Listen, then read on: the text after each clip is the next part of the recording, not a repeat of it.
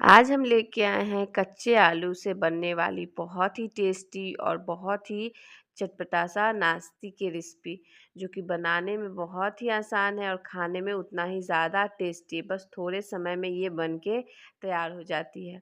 तो चलिए देखते हैं कैसे इसे बनाते हैं, बस वीडियो के एंड तक बने रहें। तो यहाँ पे देखिए, बनाने के लिए सबसे पहले हम एक बाउल लिए हैं। अब हम जो कद्दूकस करके आलू को रखे हुए थे उसे हम इसमें डाल देंगे, और डाल के और उसके बाद हम यहाँ पे बारीकी काट के एक बड़े साइज़ का प्याज भी डालेंगे। तो यहाँ पे आलू को पहले हम धो ले लिए थे, उसके बाद हम ही इसका यूज किए हैं। उसके बाद हम यहाँ पे नमक को डालेंगे, और नमक डाल के और प्याज को आलू को सभी को मिला देंगे, ताकि नमक डालने के बाद ये थोड़ी सॉफ्ट हो जाए।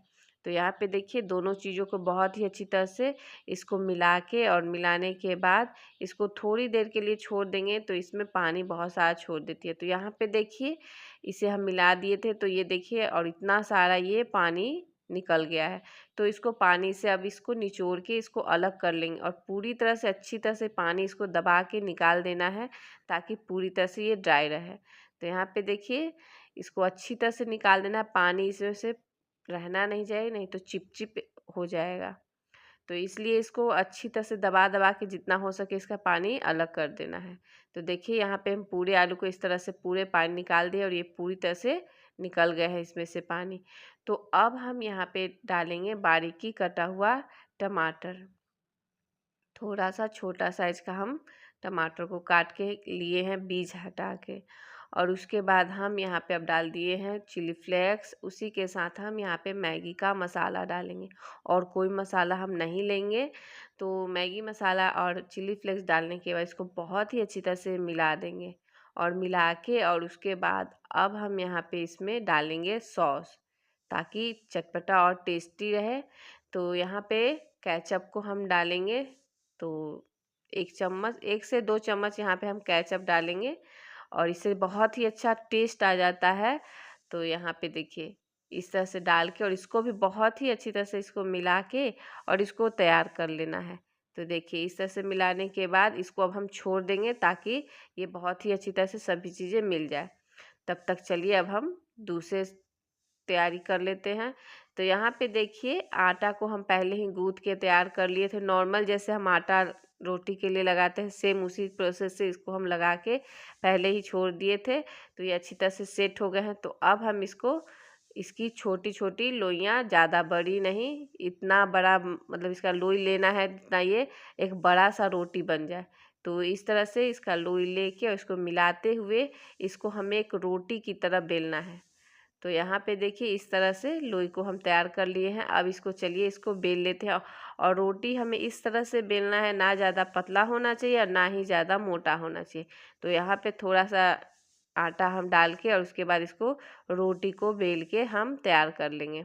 तो चलिए, पूरे रोटी जितना है उतना बेल लेते हैं, और उसके बाद फिर आप लोग को हम दिखाते हैं कितना मोटा हम इसका रोटी बना है। तो यहाँ पे देखिए, इस तरह से बेल के और इसको हम तैयार कर लेंगे, और तैयार करने के बाद इसमें हम जो फिलिंग बना के रखे हुए थे वो हम भरेंगे। तो यहाँ पे देखिए, इसकी मोटाई आप देख सकते हैं। तो पहले हम 3 रोटी ही तैयार किए हैं। तो यहाँ आप देख सकते हैं, मोटाई ज़्यादा ना पतला है और ना ही ज़्यादा मोटा है। तो बिल्कुल इसी तरह से बनाना है। तो यहाँ पे 2 रोटी साइड करने के बाद अब हम यहाँ पे 1 रोटी लेंगे, और जो आलू का फिलिंग बना के रखे हुए थे वो हम यहाँ पे डाल देंगे, और डाल के इसको पूरे अच्छी तरह से इसमें फिलिंग भरना है। एकदम ज़्यादा भी नहीं और एकदम कम भी नहीं। तो यहाँ पे देखिए, इतना सारा डाल देंगे, और डालने के बाद उसके बाद दूसरे रोटी को इस पे डालेंगे। तो यहाँ पे देखिए, इस तरह से डाल के और इसको पूरे में फैलाने के बाद एक रोटी ऊपर से डाल के इसको साइड साइड से हम चिपकाएंगे। तो यहाँ पे देख सकते हैं, हम ना ज़्यादा ज़्यादा डाले हैं और ना ही ज़्यादा कम डाले हैं।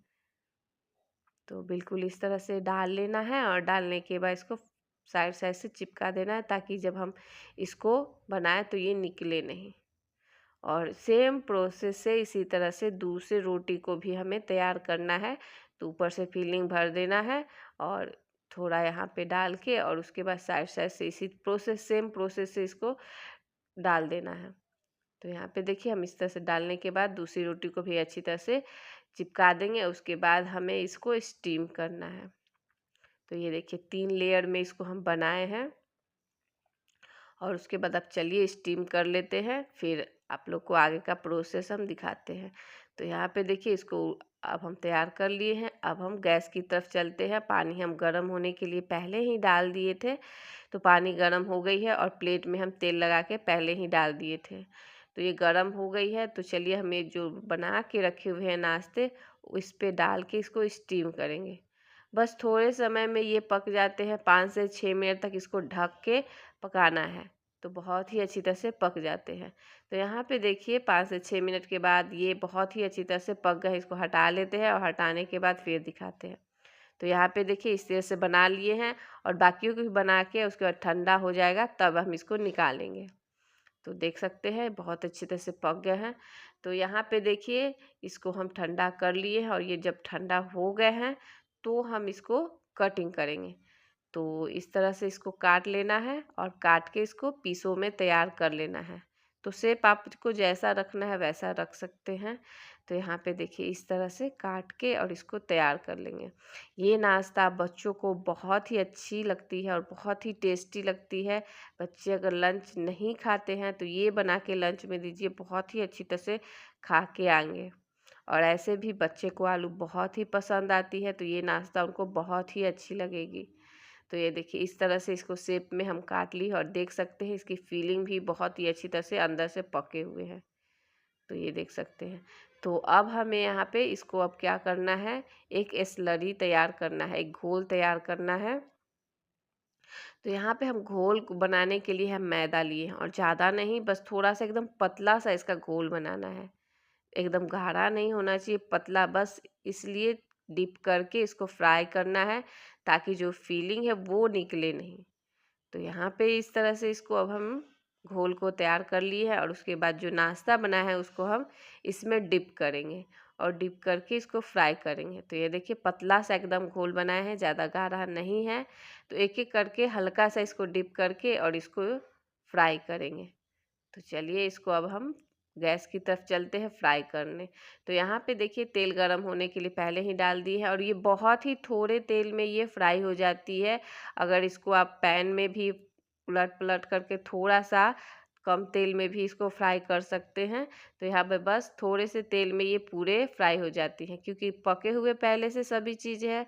बस थोड़ा सा क्रिस्पी और टेस्टी बनाने के लिए इसको हम हल्का सा इसको फ्राई किए हैं। तो यहाँ पे देखिए इस तरह से इसको उलट पलट करके और हल्का सा इसको क्रिस्पी कर लेंगे। तो ये इसी तरह से दोनों साइड से हल्के हल्के क्रिस्पी कर लेते हैं। तो यहाँ पे देखिए दोनों साइड से हम हल्के हल्के क्रिस्पी कर लिए हैं और उसके बाद अब हम पूरे को बना लेते हैं और इसको हम निकाल लेते हैं, क्योंकि ये क्रिस्पी हो गए हैं और देखने में भी बहुत अच्छी लगने लगती है थोड़ा सा फ्राई कर देने के बाद। तो ये देखिए बना के हम पूरे नाश्ता को तैयार कर ली, जो कि बहुत ही हेल्दी भी है, क्योंकि गेहूँ के आटे से बनी हुई है और बहुत कम तेल में भी बनी हुई है। तो ये देखिए बच्चे को या बड़े को सभी को ये नाश्ता पसंद आएंगे, बहुत टेस्टी लगती है, हल्की फुल्की भी है। तो ये देखिए आप लोग को हम तोड़ के दिखाते, अंदर से भी फीलिंग बहुत अच्छी तरह से पके हुए थे। तो ये नाश्ता मेरी तरफ से आप लोग ज़रूर ट्राई करिए और हमें कमेंट में बताइए कैसी लगी आज की मेरी रेसिपी। फिर मिलते हैं नेक्स्ट रेसिपी में। Thank you for watching video.